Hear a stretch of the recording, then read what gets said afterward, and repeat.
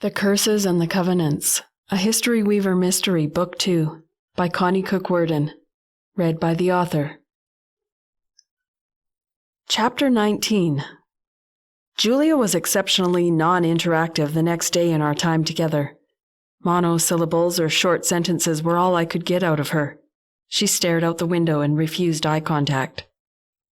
She was still staring out the window when she chose to break the silence I'd just decided to embrace.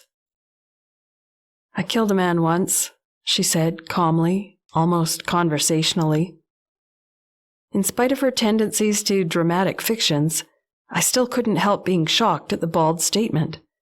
And what on earth was I supposed to say to it? I was silent for long seconds. Finally, I said, matching her calm tone, "Do you want to tell me about it?" Absurdly, my next thought was, "Guess I'll have to report this to Pete, no matter how made up it is," and my heart gave a little jump. "I shot him, through the head." "Why did you do that?" I asked her slowly. Unobtrusively, I scribbled down the gist of what she said on the notebook in front of me. I'd transfer it to her file on my computer later, but I preferred to take all my notes by hand initially. "He looked like some homeless guy, probably about 60. He was about to attack me." "Where were you?" "I don't remember exactly. I was walking home late at night through the woods." "The woods, where?"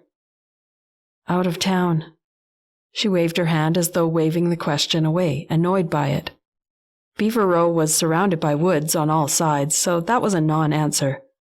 I decided not to pursue the subject, however. "Where were you coming from?" "A party, at a friend's house. I was going to another friend's house, where I'd told my parents I was having a sleepover." "Was this recent?" "Last year." "So he threatened you?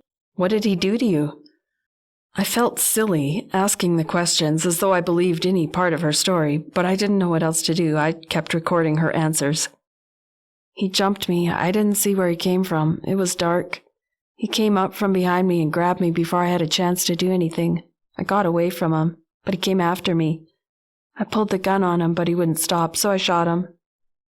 "Where did you get a gun?" "Someone at the party gave it to me to keep it for them, so they didn't get caught with it. I had it in my backpack." "Can you say who?"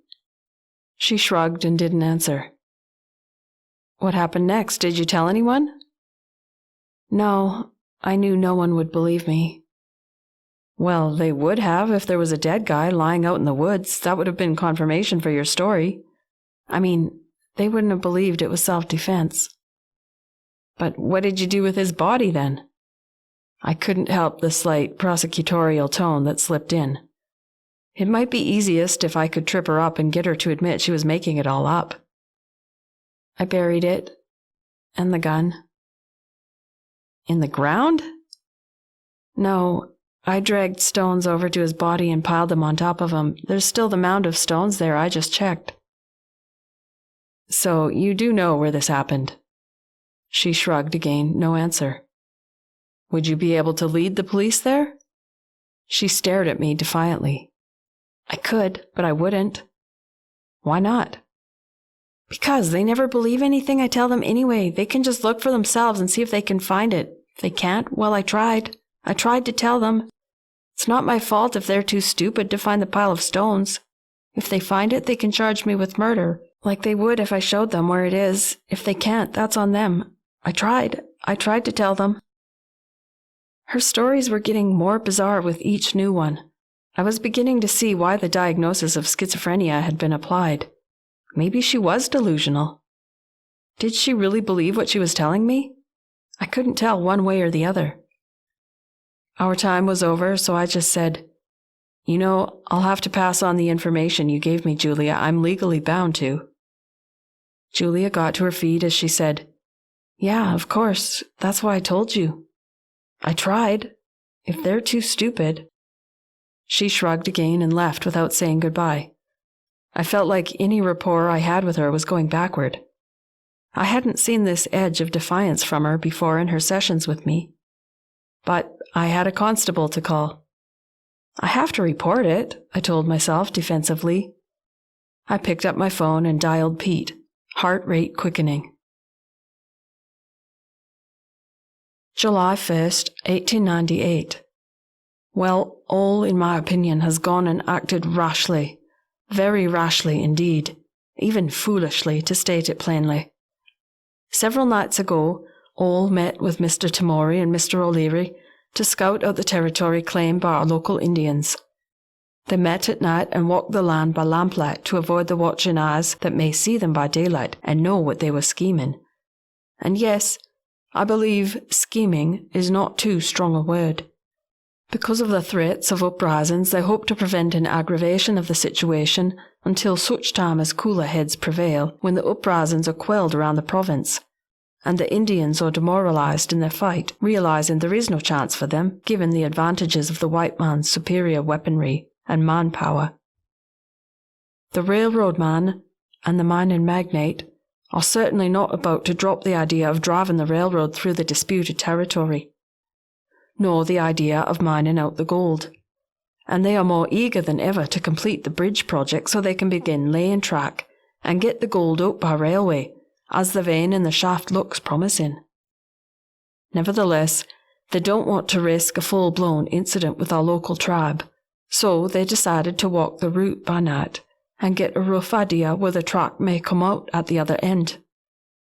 I don't know if it was fortunate or unfortunate that, in their exploration, they saw firelight in the distance as a breeze flapped the door of a large teepee wherein the fire was burning, exposing the light to their eyes. They crept over to investigate, believing that none of the local people lived in that spot, and upon arrival at the teepee, it was unoccupied and unguarded. Inside were 7 strange objects, articles of stone or wooden furniture. All instantly realized that these must be the sacred objects that were the cause of the trouble over the land.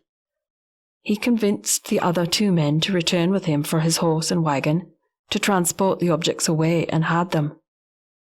He has the nonsensical idea that if the sacred objects can be removed from the land and spirited away or hidden, the people will lose heart and give up the resistance to the development of the mine and the railway on the land. I tried to reason with him that the people will only recognize that the railway and the mining people were behind the disappearance of the objects and will want their revenge. Rather than turning the land over to the developers, they will respond with more resistance. They are not known to be a warlike people, so violence is unlikely. But it is impossible to say how far they will go when driven to this extreme. To me, all seems half mad to persevere with this disastrous idea. But at present, he has taken the 7 articles and hidden them, though he won't tell me where. I believe he is half mad. Mad with grief and anger, and the desire for revenge of his own. I can't help believing that this is what lies behind this insane idea of stealing off with the items. Myself, I am only filled with foreboding. I have no anger left. I know it was unreasonable to believe that the people to whom the cradle belonged and those other articles were any cause of our baby's death. Although all would say that he knows the same, there is a part of him that is driven to act out in anger against the possessors of the cradle, as though they were somehow responsible for our baby's death. But I can only see more harm coming out of his foolish act. The next day, at morning coffee break, Mrs. Gallant asked to speak to me in her office after school. I had a long day of wondering what she wanted to talk to me about, but she didn't waste any time getting into it when I was alone with her in her office after the students had left for the day. "Angie, you contacted the police about Julia's latest wild tale?" Her tone was slightly accusatory. "Yes. Shouldn't I have? I thought we were bound to report anything criminal, even just allegedly so." "Well, except that I'm the person you should have reported to. Go through the proper chain of command. I shouldn't hear it from the police before I hear it from one of my own teachers." My face burned. How had I forgotten even to mention Julia's story to Edie? Of course she was the first one I should have told. I hated to admit it to myself, but the thought of speaking to Pete again had driven all other thoughts out of my head. I hadn't been thinking clearly at all. And after he'd suggested coffee next week and we'd set a time during that phone call, I don't think I'd given Julia's tall tale another glance. Had I even remembered to add it to her file on my computer?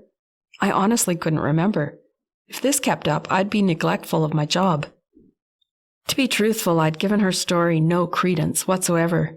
Just Julia being Julia. I suppose that's why I'd seen it as nothing more than an excuse to speak to Pete. And it had escaped my mind to tell the principal about the incident. "I'm sorry," I mumbled. "You're absolutely right. I wasn't thinking. I guess it was such an unbelievable story that I didn't take it seriously enough to go further with it." "But you called the police about it?" "Right. I mean, go further with it with anyone else, I guess. Only the police because I knew we'd have to, no matter how ridiculous." Edie Gallant sighed. "Well, in future, please do remember to talk to me about it and let me make that call."